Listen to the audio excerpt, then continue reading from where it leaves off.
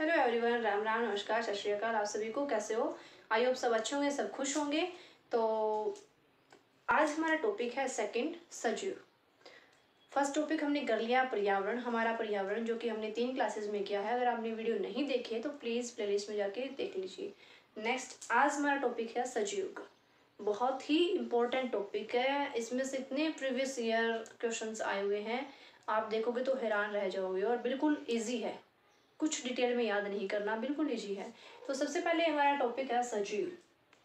तो सबसे पहले हम बात यही कर लेते हैं कि सजीव क्या होता है, क्योंकि मेरा ये मानना है कि जब तक हमें कंसेप्ट क्लियर नहीं है कि जो चीज़ हम कर रहे हैं, जो चीज़ हमें करनी है, जिसको हमें एक्सप्लेन करना है, जिसके हमें पार्ट्स पढ़ने हैं, वो उस चीज़ का हमें नहीं पता कि वो एक्चुअली में वो क्या है। ओके, तो सजीव क्या होते हैं? जैसे कि आप जब देखते हो अपने आसपास दीवारें, ट्रक, बस, जीव जंतु, आदमी, कीड़े मकोड़े, है ना, जो भी साधन है वो देखते हो, तो ये सब चीज़ें देखते हो।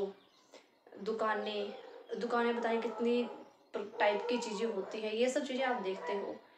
तो इसमें से कुछ सजीव होती हैं और कुछ निर्जीव होती है। सारी सजीव नहीं होती और सारी निर्जीव नहीं होती। तो सजीव कौन सी होती है, निर्जीव कौन सी होती है, इसका पता हमें कैसे चलता है? इसका पता हमें कैसे चलता है, हम कैसे ये कहें कि हाँ ये सजीव है, ये निर्जीव है? तो उसके लिए हमें क्या होता है कि जो चीज़ है उसके कुछ लक्षण होते हैं। सजीव है उसके अलग लक्षण होंगे, निर्जीव है उसके अलग लक्षण होंगे। तो यहाँ हमें करना है कि सजीवों के लक्षण कौन कौन से होंगे। तो यहाँ हम देखेंगे सजीव हैं, इस चीज़ का हमें कैसे पता लगेगा। तो ये कुछ एक लक्षण है। सबसे पहले हम बात करते हैं भोजन की आवश्यकता। सजीवों को भोजन की आवश्यकता होती है। कार, ट्रक, बस, इनको तो भोजन की कोई ज़रूरत नहीं है, बट सजीवों को भोजन की ज़रूरत होती है। सजीव जो है अपना भोजन, जो सजीवों में जो पौधे जो हैं वो अपना भोजन खुद बनाते हैं। प्रकाश संश्लेषण से पौधे अपना भोजन खुद बनाते हैं। एक पौधे ही हैं जो इंडिपेंडेंट हैं खाना बनाने के मामले में। बाकी सब डायरेक्ट या इनडायरेक्ट वे से पौधों पर निर्भर रहते हैं। पौधे हैं जो अपना भोजन खुद बनाते हैं प्रकाश संश्लेषण से। बाकी कुछ जीव जंतु हैं जो पौधे खाते हैं, कुछ जीव जंतु है वो एक दूसरे जंतु को खाते हैं, और कुछ है जो मिक्सअप होते हैं, यानी कि पौधे भी खाते हैं और जीव जंतु भी खाते हैं। तो भोजन की आवश्यकता होती है। हमारा पॉइंट क्या है कि सजीवों को भोजन की आवश्यकता होती है। अपने शरीर की वृद्धि के लिए, जीवन जीने के लिए भोजन की आवश्यकता होती है। जिसको भोजन की आवश्यकता है, जिसका शरीर भोजन से चल रहा है, इट मीन्स वो सजीव है। नेक्स्ट है श्वसन प्रक्रिया, उद्दीपन के प्रति प्रक्रिया, इंद्रिया। श्वसन प्रक्रिया आपको पता है, सजीव जो है वो श्वसन प्रक्रिया करेगा। श्वसन प्रक्रिया के अंडर ही सांस लेना आता है। सांस लेगा, सांस छोड़ेगा, यानी कि जब हम सांस लेते हैं तो ऑक्सीजन लेते हैं, और जब हम सांस छोड़ते हैं तो कार्बन डाइऑक्साइड छोड़ते हैं। और एक जो वयस्क जो होता है वो 1 मिनट में 15 से 18 बार सांस लेता और छोड़ता है। नेक्स्ट हम बात करते हैं उद्दीपन के प्रति अनुक्रिया और इंद्रिया। तो ये हम अभी डिटेल से पढ़ेंगे। आप भी नेक्स्ट देखिए। तो अब बात करते हैं कि सभी सजीव जो होते हैं उनमें इंद्रियां होती है। हमने अभी तक कर लिया कि सभी जीव जो होते हैं श्वसन करते हैं, और श्वसन किस प्रक्रिया से करते हैं ये हम कर चुके हैं। और फिर हमने किया कि उद्दीपक के प्रति हम प्रतिक्रिया करते हैं। जो सभी सजीव जो होते हैं वो उद्दीपक के प्रति प्रतिक्रिया करते हैं, और वो कैसे प्रतिक्रिया करते हैं और कौन सी प्रतिक्रिया होता है और कौन सा उद्दीपक होता है वो भी हम कर चुके हैं। तो अब बात आती है कि सभी सजीव जो है उनके इंद्रियां होती है। ठीक, तो स्पेशली आपको पता है 5 इंद्रियां होती है हमारी। कान जो होते हैं सुनने के लिए होते हैं, आँख देखने के लिए यूज होती है, नाक जो है सूंघने के लिए, त्वचा जो है महसूस करने के लिए, और जीभ है हमारी स्वाद के लिए महसूस होती है। बट कुछ जो जीव है वो अपनी इंद्रियों का यूज़ और कार्यों के लिए भी करते हैं। सिर्फ नाक का यूज़ सूंघने के लिए नहीं, कान का सिर्फ सुनने के लिए नहीं, आँखों का सिर्फ देखने के लिए नहीं, और भी कार्यों के लिए उसका यूज़ करते हैं। तो किस में करते हैं ये हम देखेंगे। ये जो पॉइंट है वो प्लीज़ ध्यान रखना। एक आपको एकदम ब्रीफ में याद करना है, डिटेल में करने की ज़रूरत नहीं है, कि बहुत सारा पढ़ने की ज़रूरत नहीं है उस चीज़ के बारे में।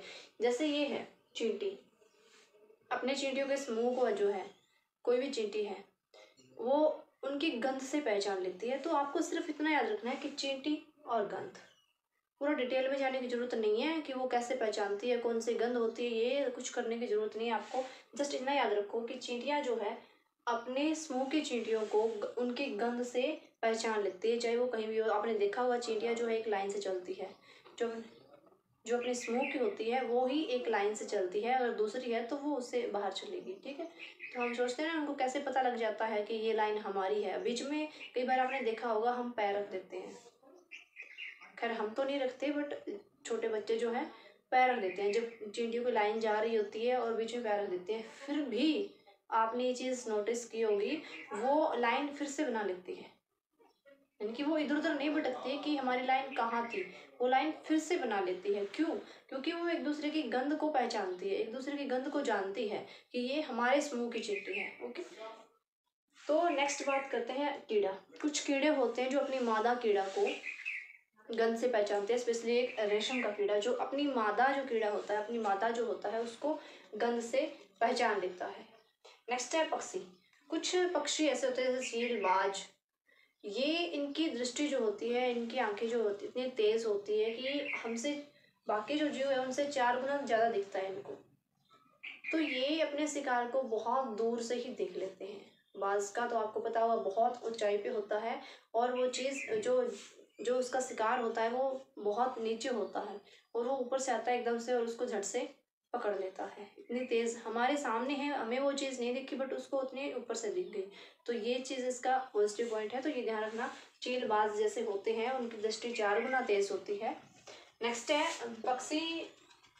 जो पक्षी जो होते हैं वो दोनों तरफ देख सकते हैं, एक टाइम में दोनों तरफ देख सकते हैं। आपने देखा होगा पक्षी की आंखें जो है साइड में लगी होती हैं, पक्षी की जो आंखें हैं वो साइड में होती है, बस इसी वजह से वो दोनों तरफ देख सकते हैं और उनकी पुतलियाँ घूम नहीं सकती। जैसे हम अभी मैं सामने देख रही हूँ, यहाँ भी मतलब सिर को बिना हिलाए मैं उधर भी देख सकती हूँ, मैं उधर भी देख सकती हूँ, ऊपर भी देख सकती हूँ, नीचे भी देख सकती हूँ ना। बट पक्षी जो होते हैं उनकी फिक्स होती है, वो नहीं देख सकते ऐसे। उनको अगर उधर देखना है तो वो गर्दन घुमाएंगे, ऊपर देखना है तो वो गर्दन घुमाएंगे, नीचे देखना है वो गर्दन घुमाएंगे, इधर देखना है तो गर्दन घुमाएंगे। पक्षी जो होता है गर्दन बहुत हिलाते हैं। आपने कबूतर को देखा हो स्पेशली, उसको देख के तो यूँ लगता है कि मतलब इसका पूरा दिन कबूतर इसका पूरा दिन गर्दन घुमाने में ही निकल जाता है, इतनी गर्दन घुमाता है कबूतर। ओके, तो पक्षी जो होते हैं उनकी पुतलियाँ जो है घूमती नहीं हैं, इसलिए वो गर्दन घुमाते हैं बार बार। बट जो उल्लू है उसकी आंखें हैं, उसकी आंखें सामने होती है, वो ऐसा नहीं करता। बाकी जो पक्षी है उनकी जो आंखें हैं वो बराबर में होती है, इस वजह से वो एक टाइम में 2 चीज़ें देख सकते हैं और उनकी पुतलियाँ नहीं घूमती, इसलिए उनको बार बार सिर घुमाना पड़ता है।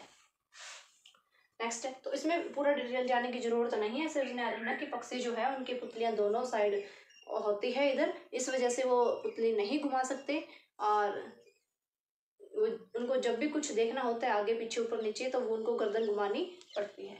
नेक्स्ट है सांप। तो इसका अभी देखिए, सांप जो है आपको पता है सांप के कान नहीं होते, सांप सुन नहीं सकता। सांप जो है वो सुन नहीं सकता, उसके कान नहीं होते। जैसे एक मिथ ही मान लो, सपेरे बीन बजाते हैं तो हमें यूँ लगता है कि वो बीन की धुन सुन के नाच रहा है, वो सुन के वो ऐसे ऐसे बीन होता है वो धुन सुन के नाच रहा है, ऐसा कुछ नहीं होता। वो बीन की धुन सुन के नहीं नाचता, बल्कि वो बीन जो बजाता है यानी कि उद्दीपक के प्रति उसकी क्या होती है, अनुक्रिया होती है। वो बीन बजा रहा है ना, जैसे जैसे वो जिस टाइप से वो बजा रहा है, ऊपर कर रहा है नीचे कर रहा है, जिस टाइप से उसको ट्रेन किया होता है तो वो उस टाइप से वो नाचता है, उस टाइप से वो रिएक्शन करता है। ऐसा नहीं है कि उसको सुन रही है बीन, उसको बीन नहीं सुनती, तो वो कंपन महसूस करता है। सांप जो है कंपन अपने पेट के बल चलता है, सांप शरीर के बल चलता है, उसके पैर तो नहीं होते, तो वो उस कंपन से महसूस करता है। नेक्स्ट है मच्छर। गर्मियों में तो बहुत ज़्यादा होते हैं और अभी इस मौसम में तो बहुत ही ज़्यादा। तो मच्छर आपने देखा होगा, हमें टॉर्च लेके भी मच्छर दिखाई नहीं देता बट मच्छर को हम दिख जाते हैं।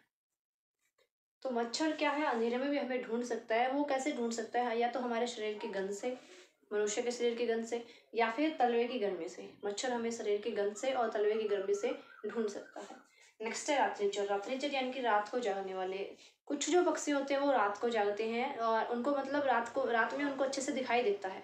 जैसे हम दिन में देख सकते हैं, बाकी पक्षी दिन में देख सकते हैं, वैसे उनको रात में अच्छे से दिखाई देता है। तो उल्लू है इसमें, उल्लू, रैकून। रैकून तो शायद ना देखा होगा आपने बट उल्लू देखा होगा। तो उल्लू जो है रात में जागता है और उसको रंग बिरंगी दुनिया नहीं दिखती, उसको सब कुछ सफ़ेद या फिर काला दिखता है, उसकी दुनिया रंग बिरंगी नहीं होती, वो सफ़ेद या काला ही देख सकता है। नेक्स्ट हम बात करते हैं जानवर, जैसे कुत्ता हो गया, बाघ हो गया, शेर हो गया।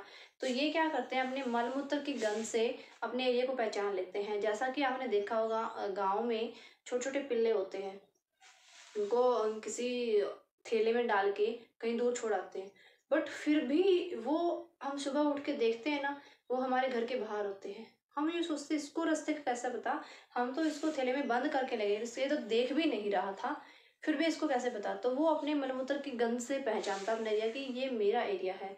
जैसे दूसरे जानवर को भी पहचान लेते हैं, जैसे अपने एरिया में है एक जगह पे एक ही मतलब जो ग्रुप बना के कुत्ते रहते हैं, अगर दूसरे एरिया का कुत्ता आ जाता है तो उन कुत्तों को पता लग जाता है कि आज हमारे एरिया में दूसरा कुत्ता आया है, और वो अच्छे से भौंकते हैं फिर जोर जोर से, क्योंकि वो मलमूत्र की गंध से पहचान जाते हैं कि ये मेरे एरिया का कुत्ता है और ये नहीं है।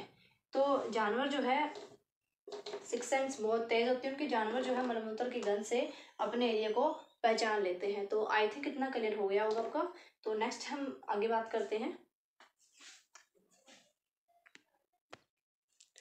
तो देखिए कुछ जानवर जो होते हैं उनके कान बाहर की साइड होते हैं, कुछ जानवर होते हैं बाकी के नहीं होते, बट कुछ जानवर जो होते हैं उनके कान हमें बाहर की तरफ दिखाई देते हैं। जैसे हाथी है, इतने बड़े बड़े कान होते हैं, तो वो अपने कानों का यूज सुनने के अलावा हवा डालने के लिए भी करता है। इतने बड़े बड़े कान होते हैं तो वो उनसे हवा डालने के लिए भी यूज करता है। मजाक की बात नहीं है, क्वेश्चन इसी टाइप के आते हैं पेपर में, यही चीजें आपसे पूछी जाएंगी। नेक्स्ट है कुछ जो जीव होते हैं, जैसे छिपकली है, छिपकली और मेंढक जो है अपने शिकार को पकड़ने के लिए जीभ का यूज करते हैं। इनकी जीभ का यूज शिकार को पकड़ने के लिए भी करते हैं, जीभ से लपकते हैं उसको। तो इस जो इंद्रियों का प्रयोग जो है वो हमारा टॉपिक है जो है इतना ही है। अब बात करते हैं हम नेक्स्ट हम बात करते हैं कि सभी सजीव जो है उद्दीपन के प्रति प्रतिक्रिया करते हैं। इम्पोर्टेंट टॉपिक है, क्योंकि इसमें क्या है, अलग अलग पॉइंट्स है। सजीव श्वसन करते हैं, सजीव भोजन करते हैं, सजीव उद्दीपन के प्रति प्रतिक्रिया करते हैं। तो ये सब पॉइंट्स है इसमें। हमारा चैप्टर नंबर 2 है, ये काफ़ी लंबा है बट इजी है। तो सजीव उद्दीपक के प्रति प्रतिक्रिया कैसे करते हैं या अनुक्रिया कैसे करते हैं। सबसे पहले हम समझते हैं कि उद्दीपक होता क्या है। उद्दीपक होता क्या है। तो जो भी हमारे आसपास परिवर्तन होते हैं, जो भी परिवर्तन होते हैं वो सजीव को प्रक्रिया करने के लिए प्रेरित करते हैं ना, वो उद्दीपक कहलाते हैं। यानी कि हमें जो परिवर्तन प्रेरित करते हैं वो उद्दीपक कहलाते हैं। जैसे गर्म वस्तु है तो वो हमें प्रतिक्रिया करने के लिए प्रेरित कर रही है, उसको हम छुएंगे झट से हाथ पीछे खींचेंगे तो वो क्या हमें प्रेरित कर रही है ना अनुक्रिया करने के लिए, तो वो उद्दीपक है। और अनुक्रिया क्या होती है, अनुक्रिया वो होती है जो हम उसके प्रति करते हैं, जो हम उद्दीपक के प्रति करते हैं वो अनुक्रिया होती है। जैसे गर्म वस्तु होती है, कोई गर्म बर्तन होता है, उसको जैसे ही हम छूते कितनी तेजी से हमारा हाथ पीछे जाता है, यानी कि हम प्रतिक्रिया करते हैं, वो क्या कहलाती है, अनुक्रिया। वो क्या कहलाएगी, अनुक्रिया। ओके। नेक्स्ट है रोशनी, यानी कि रोशनी को देख के जो कॉकरोच है छिप जाते हैं, अंधेरे में रहते हैं कॉकरोच, तो रोशनी को देख के छिप जाते हैं, तो वो क्या हो गई, प्रतिक्रिया हो गई, रोशनी के प्रति प्रतिक्रिया हो गई कॉकरोच की। तो यहाँ उद्दीपक क्या हो गया, रोशनी हो गई, और प्रतिक्रिया हुई कॉकरोच का छिप जाना, कॉकरोच का छिपना क्या हो गई, प्रतिक्रिया हो गई। नेक्स्ट है हमारा, हम बात करते हैं मनपसंद व्यंजन, यानी कि मनपसंद हमारा भोजन देख ले हम तो क्या करते हैं, मुंह में पानी आ जाता है, आता है ना, और कुछ तो ऐसे जीभ लपलपाते हैं। तो मनपसंद व्यंजन देख के मुंह में पानी आना, वो पानी आना क्या है, एक प्रतिक्रिया यानी कि अनुक्रिया है। नेक्स्ट है हमारा सूरज का छिपना। जब सूरज छिपता है तो फूल मुरझा जाते हैं, फूल बंद हो जाते हैं, तो फूलों का बंद होना क्या है, प्रतिक्रिया है। ये एज एग्जाम्पल आपको पूछे जा सकते हैं, और पेडागोजी में इस टाइप के काफी पूछे जाते हैं, इस टाइप के उद्दीपक और अनुक्रिया के प्रति ये सब पूछे जा सकते हैं आपसे। तो नेक्स्ट है पत्तियां छूना। जब छुई मुई पौधा है उसके हम पत्तियां छूते हैं तो वो सिकुड़ जाता है, तो जब हम उसको छूते हैं, छूने के लिए प्रेरित कर रहा है, तो वो क्या है, पत्तियां छूना क्या है, एक उद्दीपक है। वो सजीव को प्रेरित कर रहा है प्रतिक्रिया करने के लिए, हमने उसको छुआ और छूने से जो रिएक्शन हुआ, जो प्रतिक्रिया हुई, यानी कि वो पत्तियां सिकुड़ गई, वो क्या है, वो अनुक्रिया है। ओके। तो ये सब क्या है, हमारे उद्दीपक है और ये इनकी अनुक्रिया है यानी कि प्रतिक्रिया है। तो आई होप ये आपको समझ आ गया होगा। इसमें यही सब चीज़ें हैं, यही ध्यान रखना आपको कि अनुक्रिया क्या है और उद्दीपक क्या है। इसमें कई बार इसमें कंफ्यूज हो जाते हैं कि ये गर्म वस्तु जो होती है वो उद्दीपक है या हाथ पीछे खींचना वो उद्दीपक है। तो ध्यान रखना, जो चीज़ हमें प्रेरित कर रही है वो उद्दीपक है, और जो प्रेरित करने के बाद जो प्रक्रिया हो रही है ना, जो प्रतिक्रिया हम दे रहे हैं, जो हम रिएक्शन दे रहे हैं, वो अनुक्रिया है। ओके, नेक्स्ट टॉपिक देखते हैं, सजीव, जो कि थोड़ा सा हम कर चुके हैं। अभी हमारा ये पॉइंट क्या है कि सभी सजीवों में श्वसन क्रिया होती है। आपको पता है सभी सजीवों में श्वसन क्रिया होती है। तो सांस लेना जो है श्वसन क्रिया का एक पार्ट है। सांस जो हम लेते हैं वो श्वसन क्रिया का ही एक पार्ट है, और श्वसन क्रिया से ही हमें ऊर्जा मिलती है। और श्वसन क्रिया जो है वो भोजन पकाने में, हमारी भोजन को प्राप्त करने में हमारी मदद करती है। ओके, तो अब बात करते हैं कि जो वयस्क मनुष्य होता है, प्रौढ़ जो होता है, उसको वो जो है 1 मिनट में 15 से 18 बार सांस लेता और छोड़ता है। 15 से 18 बार सांस लेता है और छोड़ता है। जैसे कि आपको बताया, जब हम सांस लेते हैं तो उसके थ्रू हम ऑक्सीजन लेते हैं, और अगर हम सांस छोड़ते हैं तो कार्बन डाइऑक्साइड छोड़ते हैं। तो इसमें बात करते हैं कि कौन सा जीव है वो किस प्रक्रिया के माध्यम से श्वास लेता है, किस प्रक्रिया के माध्यम से श्वसन प्रक्रिया करता है, ऑक्सीजन जो है लेता है। तो सजीव जंतु सबसे पहले क्या है, मनुष्य, शेर, गाय, सांप, पक्षी, छिपकली, ये सब जो जंतु है ये फेफड़ों के द्वारा सांस लेते हैं, जिसको हम फुफ्फुस कहते हैं। तो इनका सांस लेने की प्रक्रिया का है फेफड़े हैं, ये फेफड़ों के थ्रू सांस लेते हैं। ये टॉपिक जो है बहुत ही इम्पोर्टेंट है। जब मैं आपको क्वेश्चन करवाऊंगी तब दिखाऊंगी आपको कि प्रीवियस ईयर में कितने क्वेश्चन आए हुए हैं इस टॉपिक से। 15 क्वेश्चन जो है इस टॉपिक से आए हुए हैं। ऐसा नहीं है कि एक पेपर में आ गए, बार बार वही चीज़ें रिपीट होती है। ये जो टॉपिक है, यहाँ से कम से कम हर बार 1 या 2 क्वेश्चन जरूर आता है यहाँ से। तो आपका 1 नंबर यहाँ से आज पक्का हो जाएगा। एक तो 100% है, क्या पता 2 भी हो जाए। ओके, तो मनुष्य, शेर, छिपकली, गाय, ये सब जो है फेफड़ों से सांस लेते हैं। इनकी सांस लेने के माध्यम क्या है, फेफड़े। और नेक्स्ट है मक्खी, कॉकरोच या और जो अन्य कीट होते हैं वो किससे सांस लेते हैं, वातर, जिसको हम ट्रैकिया बोलते हैं। ओके, नेक्स्ट है हमारा केंचुआ। केंचुआ जो है त्वचा से सांस लेता है, क्योंकि उसकी त्वचा जो है बिल्कुल चिकनी होती है। उसकी त्वचा जो है चिकनी होती है, तो वो त्वचा से सांस लेता है। नेक्स्ट है ऑक्टोपस और मछली, ये गिल से सांस लेती है। उनके गिल होते हैं जिनको हम प्लॉम बोलते हैं। नेक्स्ट है मेंढक, जो कि फेफड़े और त्वचा दोनों से सांस लेता है। जैसा आपको पता है मेंढक की त्वचा भी बहुत चिकनी होती है। और नेक्स्ट है व्हेल और डॉल्फिन, ये जो है फेफड़े द्वारा भी लेती है, और जो इनके बहुत छिद्र होते हैं उनके द्वारा भी लेती है, और नाक द्वारा भी लेती है। और ये जो जीव है पानी वाले, कुछ टाइम टू टाइम समुद्र से बाहर आते हैं ऑक्सीजन लेने के लिए। ओके, हर टाइम समुद्र के अंदर नहीं रहते, पानी के अंदर नहीं रहते, कुछ टाइम जो है पानी से बाहर आते हैं ऑक्सीजन लेने के लिए। तो ये टॉपिक हमारा इतना ही है। अब आगे बात देखिए, ये कुछ क्वेश्चंस हैं हमारे जो प्रीवियस ईयर में आए हुए हैं। पौधों में प्रकाश संश्लेषण की प्रक्रिया कब होती है, केवल दिन में, केवल रात में, 24 घंटे या केवल दोपहर तक। तो पौधों में प्रकाश संश्लेषण की प्रक्रिया जो है वो 24 घंटे नहीं होती। पौधों में प्रकाश संश्लेषण की प्रक्रिया केवल दिन में होती है। आपने ये चीज़ सुनी होगी कि पौधे जो है सिर्फ दिन में ऑक्सीजन छोड़ते हैं, रात को वो कार्बन डाइऑक्साइड छोड़ते हैं। सिर्फ एक पीपल का पेड़ ऐसा है जो रात को भी ऑक्सीजन छोड़ता है, बाकी पेड़ जो है कार्बन डाइऑक्साइड छोड़ते हैं। नेक्स्ट है हमारा, निम्न में से कौन सा जीव केवल काला और सफ़ेद रंग ही देख पाता है।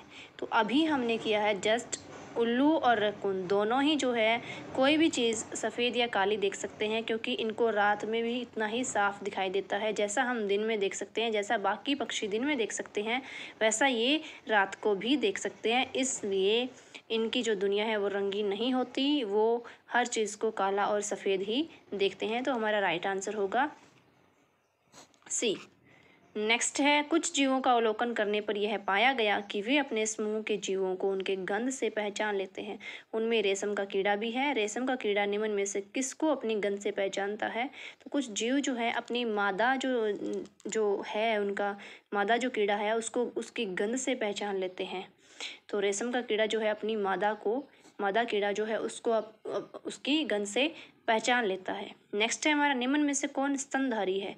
स्तनधारी कौन सा है? इसमें चमगादड़, सील, व्हेल तीनों ही स्तनधारी है, तीनों ही अपने बच्चों को दूध पिलाकर पालते हैं। नेक्स्ट है यानी कि right answer is D. Next है, पक्षी एक ही समय में दो अलग अलग चीज़ों को देख लेते हैं क्योंकि उनके सिर के दोनों तरफ आंखें होती है। निम्न में से किस पक्षी की आंखें सिर के दोनों तरफ नहीं होती? तो ये क्वेश्चन मैंने आपको बिल्कुल हाईलाइट करके अच्छे से समझाया है।